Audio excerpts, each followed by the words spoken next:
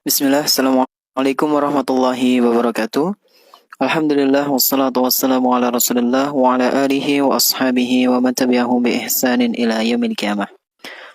Alhamdulillah, segala puji bagi Allah subhanahu wa ta'ala, di mana dia telah memberikan kepada kita semuanya nikmat yang begitu banyak.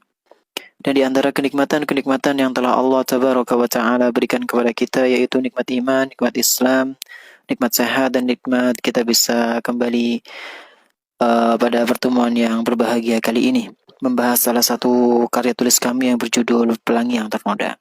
Kita berharap kepada Allah Tabaraka wa Ta'ala, semoga apa yang kita pelajari pada kesempatan yang berbahagia kali ini bisa menjadi bekal kita untuk berjumpa dengan Allah Subhanahu wa Ta'ala di hari akhir nanti. Dan sebelum itu kita semoga bisa menerapkan ilmu yang kita pelajari pada kesempatan yang berbahagia kali ini di kehidupan kita sehari-hari. Salawat beserta salam semoga senantiasa tercurah limpahkan kepada Nabi kita yang tercinta, Nabi Muhammad Sallallahu Alaihi Wasallam, beserta para keluarganya, para sahabatnya, dan umatnya yang senantiasa mengikuti sunnah-sunnah beliau hingga hari akhir nanti. Para pendengar yang semoga senantiasa dimuliakan oleh Allah Subhanahu Wa Taala. Pada kesempatan yang berbahagia kali ini kita akan melanjutkan buku Pelangi yang Ternoda, dan kita akan membahas tentang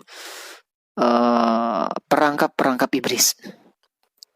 Perangkap-perangkap iblis dalam menyesatkan Bani Adam. Di mana pada pertemuan kemarin kita sudah sedikit menyinggung tentang sumpahnya iblis, bahwa dia benar-benar akan berusaha semaksimal mungkin untuk menyesatkan anak keturunan Adam. Di mana iblis mengatakan kepada Allah Subhanahu wa Ta'ala yang diabadikan oleh Allah dalam Al-Quran, qala fabima aghwaytani la'aq'udanna lahum siratakal mustaqim. Iblis berkata kepada Allah, wahai Allah, karena engkau telah menyesatkan aku, niscaya aku akan menghalangi mereka dari jalanmu. Aku akan menghalangi mereka para manusia dari jalanmu yang lurus. Summa la'atiyannahum min baini aydihim wa min khalfihim wa an aymanihim wa an syama'ilihim wa la tajidu aktsarahum syakirin. Kemudian aku pasti akan mendatangi mereka dari arah depan, belakang, kanan, kiri, ya. Dan engkau tidak akan mendapati kebanyakan dari mereka bersyukur kepadamu. Ini sudah kita bahas sedikit di pertemuan sebelumnya. Nah, sekarang kita akan coba melihat bagaimana perangkap iblis dalam menyesatkan manusia. Yang pertama, para pendengar sekalian yang semoga senantiasa dimuliakan oleh Allah Subhanahu wa Ta'ala. Sebelumnya di sini kami akan membawakan sekurang-kurangnya ada 6 cara setan, ya, iblis beserta bala tentaranya dalam menjebak manusia. Ada 6 perangkap iblis dan juga bala tentaranya dalam menjebak manusia supaya terjerumus atau terjun pada kesesatan. Yang pertama adalah setan akan berusaha menjerumuskan manusia, menjerumuskan anak keturunan Adam ke lembah kekafiran atau kesyirikan. Ini yang pertama. Mereka akan berusaha semaksimal mungkin menjerumuskan Bani Adam ke lembah kekafiran atau kesyirikan. Bila cara ini berhasil, maka manusia yang telah terjerumus pada kesyirikan itu akan dijadikan kader untuk menjadi tentara iblis dari golongan manusia. Jika langkah tersebut tercapai, inilah puncak keberhasilan perjuangan setan, iblis dan juga bala tentaranya, iblis dan juga pasukannya. Namun jika Bani Adam selamat dari jebakan ini, maka iblis dan pasukannya akan menggunakan cara yang lain. Ya, jadi inilah yang pertama, bahwa setan akan berusaha semaksimal mungkin menjerumuskan Bani Adam ke lembah kekafiran atau kesyirikan. Jika manusia masuk kepada perangkap ini, maka dia akan dijadikan kader dalam tanda kutip oleh iblis sebagai setan yang berwujud manusia untuk menyesatkan manusia yang lain. Nah, pertanyaannya, gimana kalau misalnya gagal? Apakah ada cara lain? Ada. Yang kedua, setan akan berusaha menjatuhkan Bani Adam ke dalam perbuatan-perbuatan yang tidak pernah diajarkan oleh Rasulullah SAW. Kemudian ia mengamalkan hal tersebut dan menjadi ahlinya. Inilah cara kedua, setan menyesatkan manusia. Dia akan berusaha, akan membujuk Bani Adam dengan amalan-amalan yang tidak ada contohnya dari Nabi Muhammad SAW. Para pendengar rahimani wa rahimakumullah. Perbuatan ini yaitu sesuatu yang diada-adakan dalam ibadah yang tidak ada contohnya dari Rasul maupun Khulafaur Rasyidin, jauh lebih disenangi oleh setan daripada perbuatan fasik dan maksiat. Mengapa bisa seperti itu? Karena perbuatan ini yaitu perbuatan yang diada-adakan dalam masalah ibadah, membawa nama ibadah, padahal hakikatnya bukanlah ibadah yang disyariatkan, akan merusak ibadah atau syariat-syariat Islam yang lain.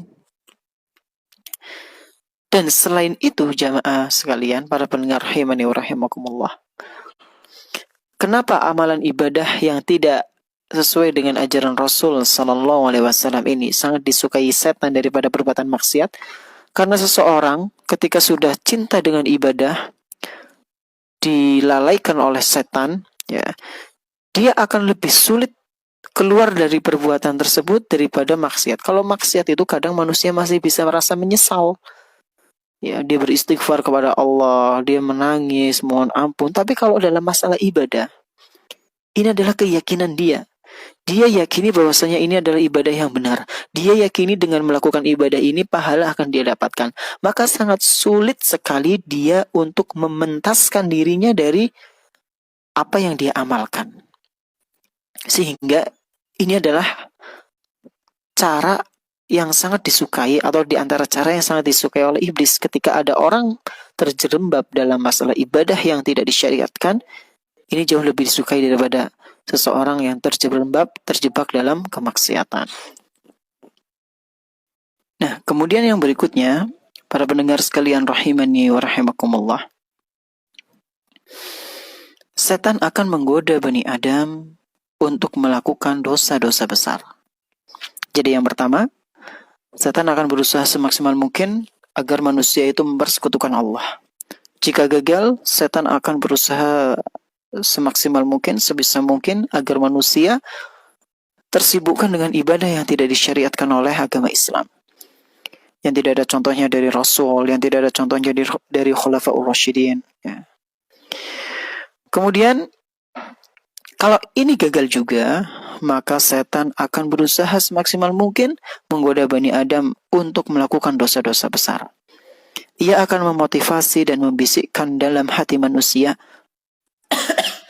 bahwa perbuatan seorang ahli ibadah tidak ada yang mengetahuinya. Gak apa-apa melakukan dosa besar sesekali, 2 kali. Gak ada kok yang lihat. Nanti juga bisa taubat.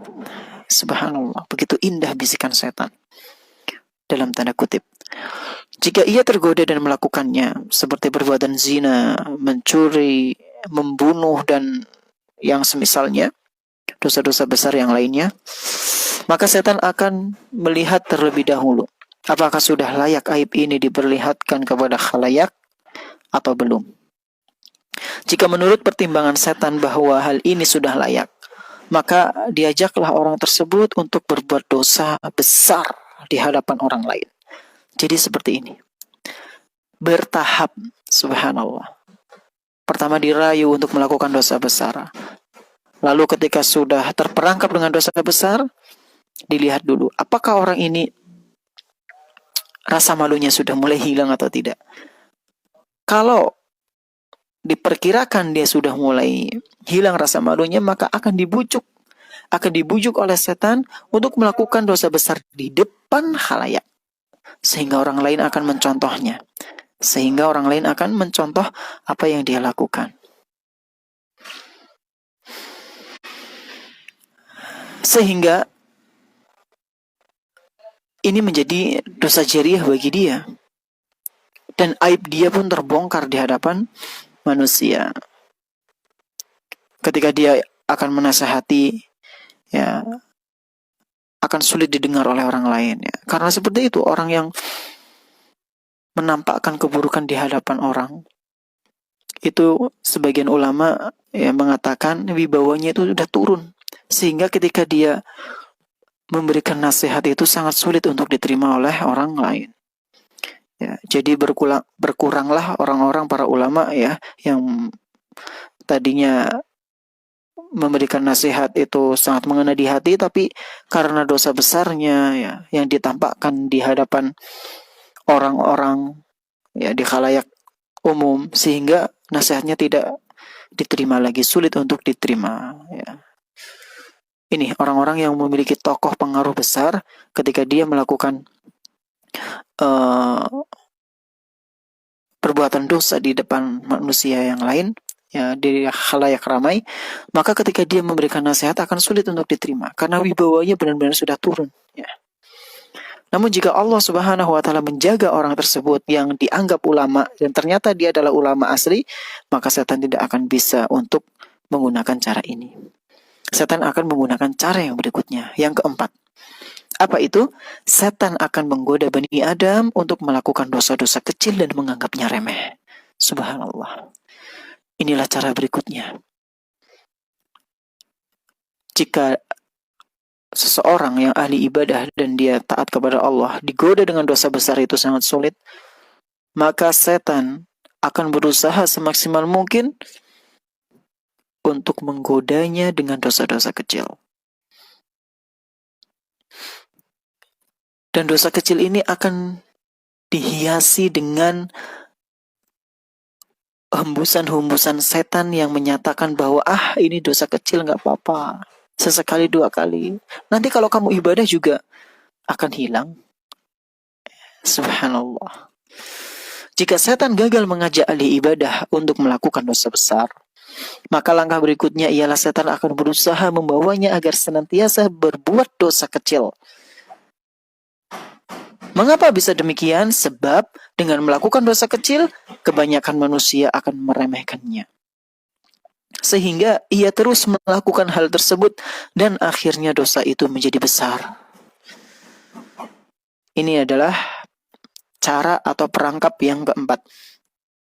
Kemudian yang kelima, jika cara yang keempat tadi membujuknya dengan dosa-dosa kecil gagal, setan akan berusaha menyibukkan Bani Adam dengan perkara-perkara atau hal-hal yang mubah, sehingga mereka lalai dari yang namanya kewajiban. Dosa besar susah beralih ke dosa kecil. Dosa kecil juga ternyata orang ini yang taat ahli ibadah kepada Allah sulit melakukan dosa kecil karena dijaga oleh Allah. Maka setan akan berusaha membujuknya untuk sibuk dengan hal-hal yang tidak ada manfaatnya sama sekali. Ya mungkin melakukan perbuatan yang tidak ada menghasilkan pahala, tidak juga ada dosanya. Tapi dengan perbuatan ini, dengan perbuatan mubah ini, dia lalai dari kewajiban.